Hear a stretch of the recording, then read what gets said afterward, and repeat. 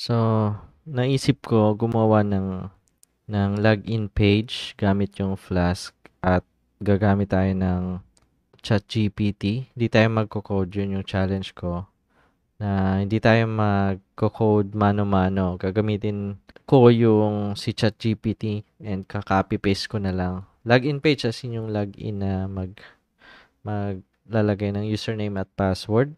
Tingnan natin. And Flask, which is Python. Then, tanongin muna natin si ChatGPT. Create me a Flask program login page. Tingnan natin kung pwede ba. Sa tingin ko pwede to.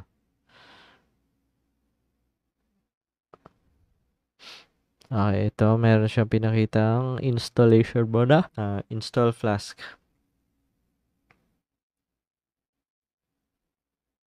Then, ito yung user 1, user 2.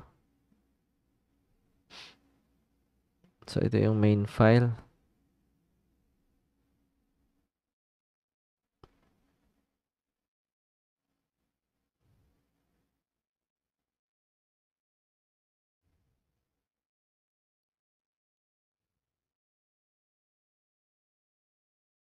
Login form, dashboard, logout. So, tingnan natin kung may database na ba dito. Parang wala pang database. So, okay yan para hindi muna tayo mahirapan. Wala mo ng database. Try nga natin itong i-code. So, gamit tayo ng OBS. Visual Studio.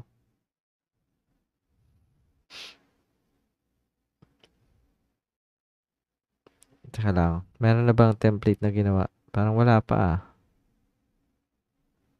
ah. Okay. Diretso na siya. So, walang template. Diretso. Okay. So, copyin na natin tong code. Teka muna. Kailangan meron akong naka-install nito. So, pip. Ginagamit siya sa installation. Copy nga natin. Then, dahil sa nakamak ako, sa Linux, pares lang din. Copy natin. Copy, paste. Sana walang error.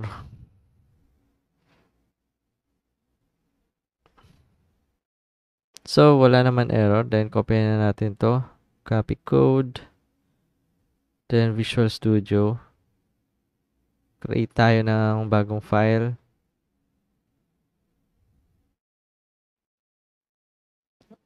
Hindi talaga ako sanay gamit ng Visual Studio. Okay. Then, paste. Save as natin.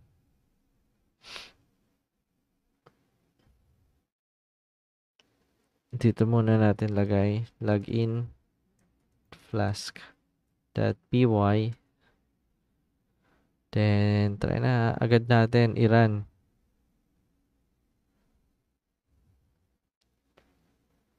So, Python file to.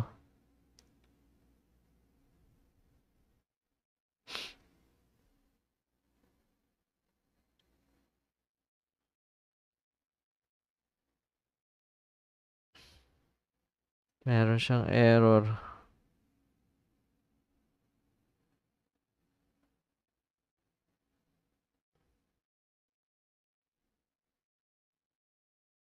Wala daw yung Flask. Oh, dapat Python 3 ata to.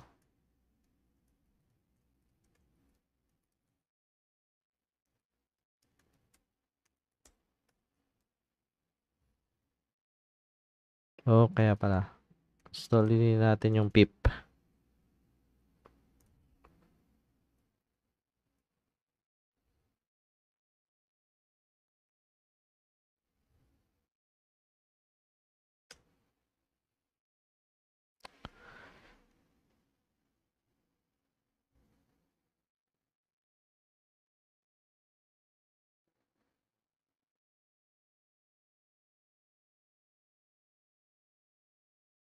Okay.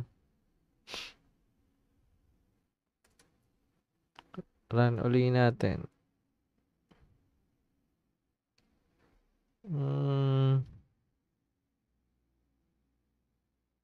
Error pa din. Meron siyang error. Tanong natin kay ChatGPT.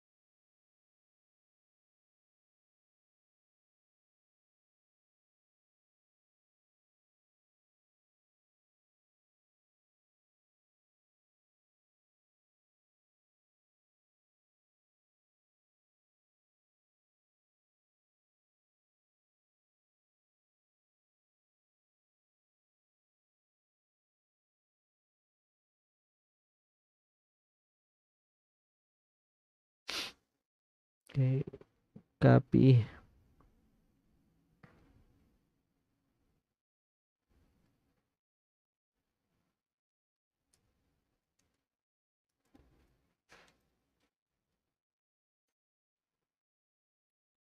So, ginawa ni ChatGPT, minodify niya yung code.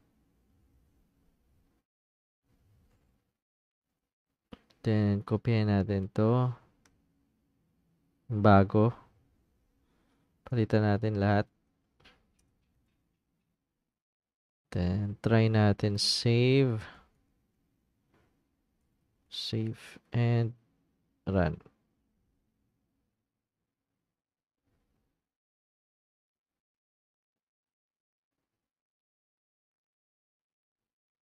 Okay, wala nang error. Tignan nga natin. Buksan natin. Okay, running. Tignan natin. Anong kalalabasan? Sabi dito, buksan daw natin tong link na to.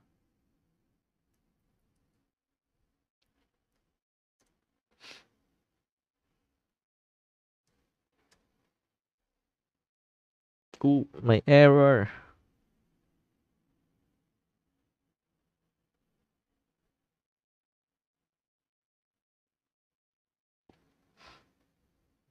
May error na yan.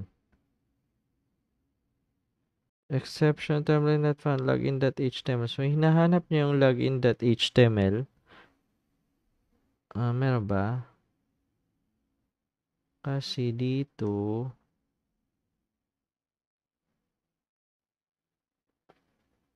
okay, ito.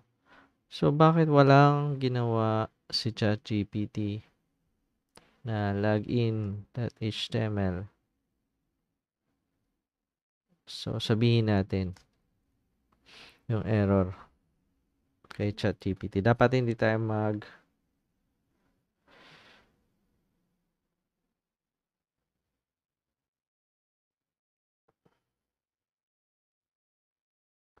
dapat hindi tayo magkaroon ng hindi tayo mag-code.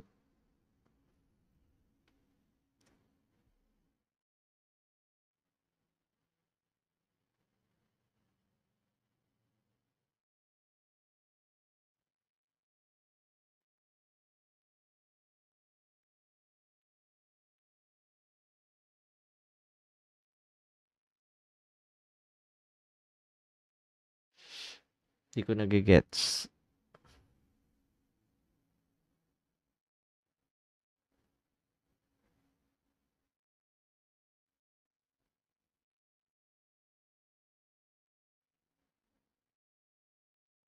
Sabihin natin, code me the login.html. Okay, yun. Ginagawa niya na. So, sabi dito, gagawa tayo ng templates na folder, tas doon yung file. Nandun yung login.html. So, copyain natin. So, kailangan din talaga may background sa programming. So, hindi lang pwedeng magtatanong lang kay ChatGPT. So, create ulit tayo ng isa pang file.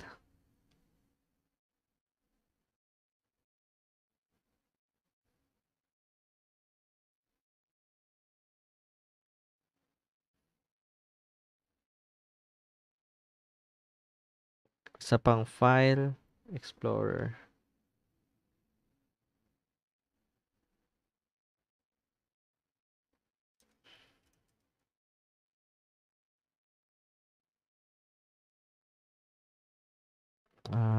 So, dito, create tayo ng folder na template. Tama ba? Ayan, sabi templates. Okay, then login.html.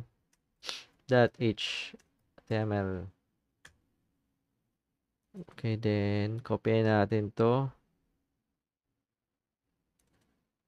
Paste. Then save ulit. Then run.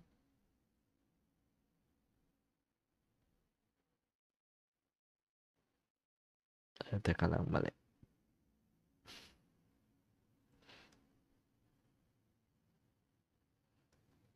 So, hindi talaga sanay gumamit na di bali na. So, login. Run na natin yung Python.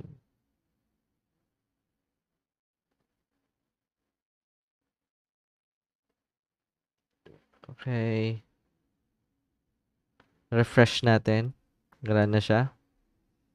Ayun. Meron na siyang login page. Kaya lang, yun nga lang hindi ganun kagandaan.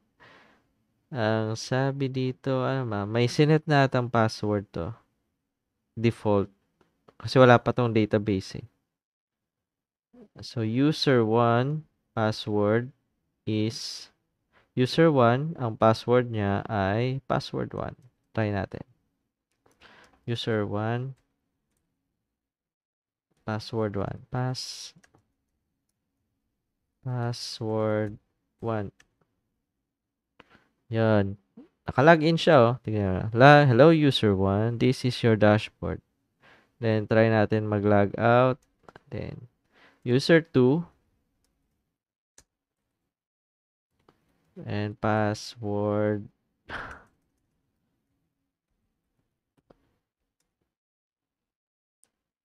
Ayan. Pwede naman makapag-code. Yun nga lang, yung appearance niya ay hindi siya ganun kaganda, syempre. So, kailangan pa rin natin kausapin dito si ChatGPT na pagandahin yung page. Functionality-wise, gumagana na siya. Wala pa siyang database kasi dapat nakastore sa database yung mga username, password. Pero, for the purpose na kung pwede ba talaga mag-code na hindi manual magko-code gamit lang si ChatGPT, pwede. So, yun lang. Gusto ko lang itong i-try.